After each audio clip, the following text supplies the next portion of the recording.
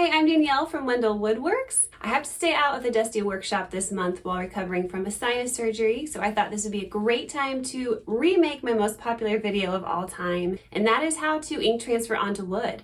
This is a really nifty thing to know because you don't need a laser, but you can still do some neat techniques and incorporate it into your wood signs, your cutting boards, ornaments, wherever your creativity leads you to use it. And you can ink transfer whether you have an inkjet printer or a laser printer. I will show you both ways. So I'm going to be using just a simple wood round, and on the front side I'm going to show you how to ink transfer using an inkjet printer. I think this is the most common and it is my favorite way because it is so simple. It takes no time at all. It's really just a matter of printer settings. But if you have a laser printer, I will then show you on the back how you can use a laser printer and transfer that image using Mod Podge. We got a kitty for Christmas this year, so I'm going to make an ornament for Yeti's First Christmas on canva.com. I'm going to start by adding a circle frame from the elements so that it matches the circle of the ornament. And then I'm going to slide my picture right into the frame. Now, the most important thing to remember when doing an ink transfer is that you have to mirror your image or flip it horizontal so that it shows up the right way once transferred. But I'm going to add text, so before I actually flip the photo, I'll show you how to do that. Let's go to the side over here and click text and then add a text box. I'm going to capitalize and bold the letters and put Yeti's First Christmas. The cool thing about Canva is that you can add a curve here and edit it to match the size of your circle. You can find that feature just by clicking the Effects button and Curve down at the bottom. I'll also put the year on the bottom. Now to flip the whole image right here on Canva, I'm going to actually download it as it is and put it on my uploads.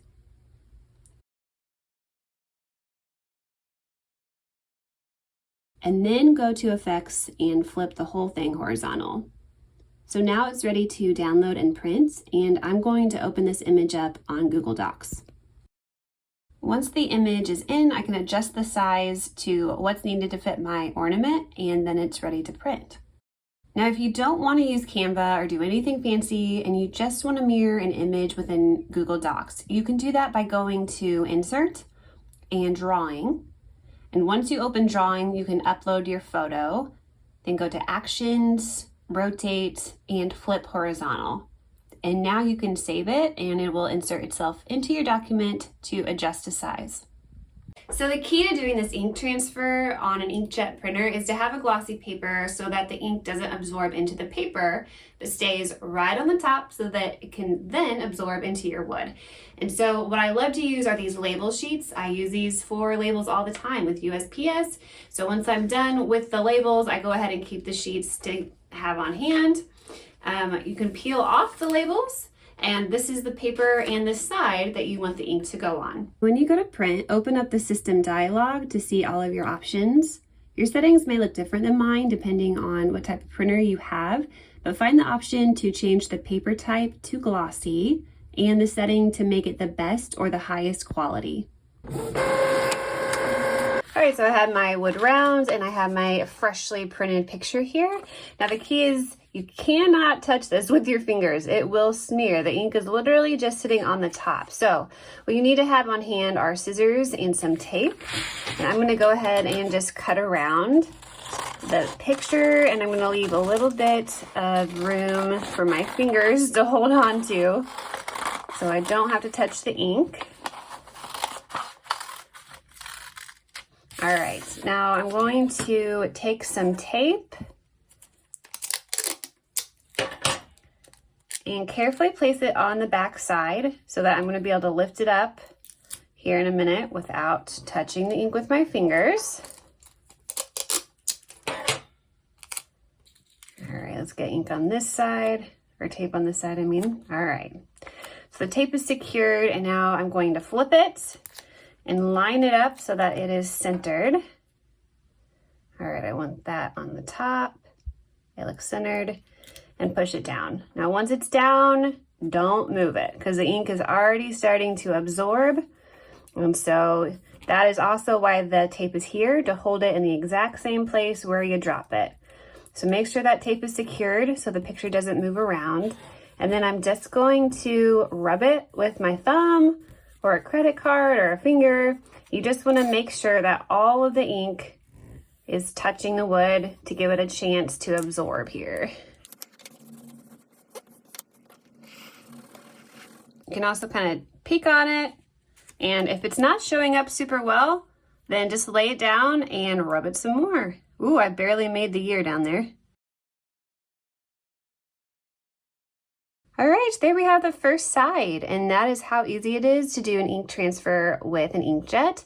Just take some settings, you have to mirror it, and you gotta line it up in the right place. But overall, it's not bad quality. I think it's super cute and versatile. And now we can flip it over and try the second method. I do not have a laser printer, but for the sake of showing the process, we're gonna give this a try with my inkjet. And we're just gonna go back to the image and print it on regular paper this time. I still want the quality to be best or highest quality, and then we're just gonna give it a print. This process, we're going to use Mod Podge. This is a gloss. I like to use satin or matte, but this is what I have on hand today. And you need a paintbrush. And we're gonna go ahead and cut out our image. This time you don't have to worry about where your fingers are. You're not gonna smear the ink.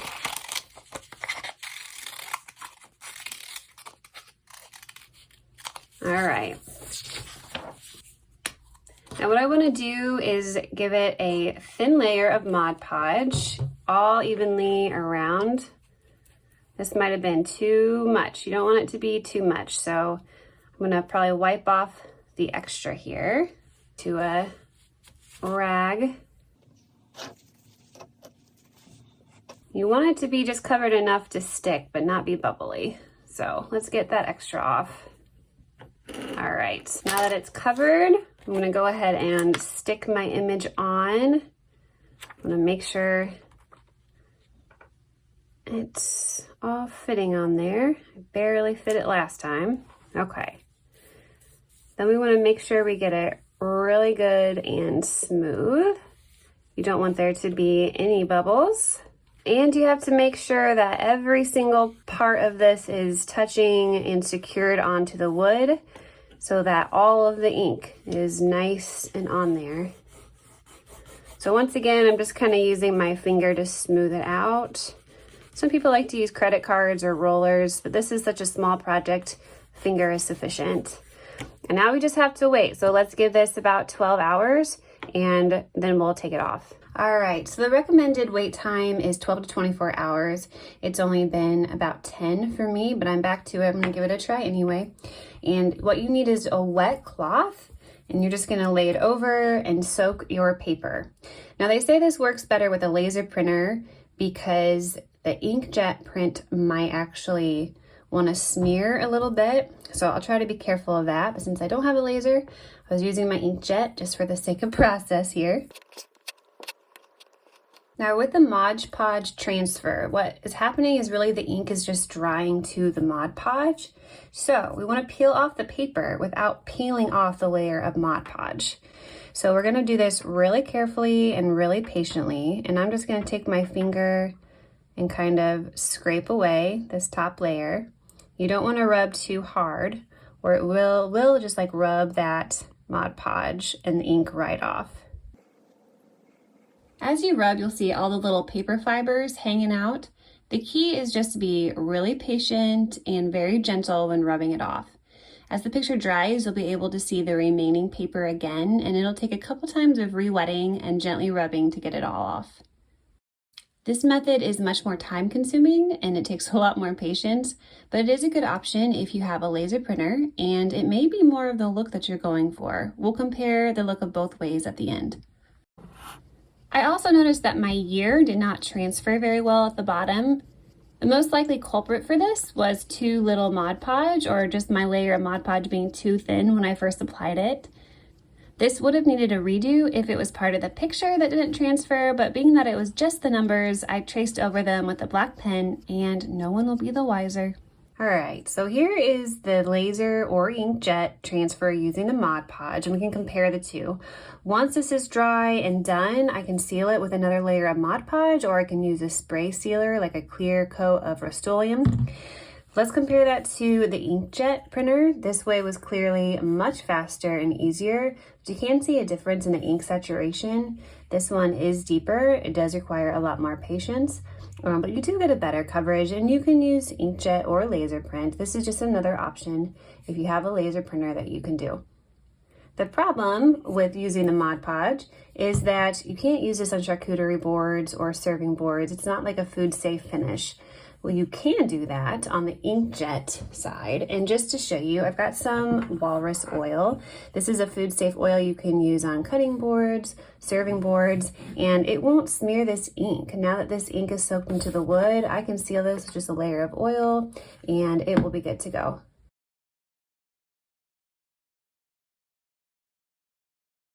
And here are both finished sides. Now, if you don't like the yellow coloring from an oil, you can also use a different type of sealer. I just wanted to show you a food safe option. And there you have it. Thanks for watching, you guys. I hope that was helpful, and please subscribe for more tutorials. My favorite tool is the scroll saw, and you can check out some of those projects right here. Happy scrolling and creating.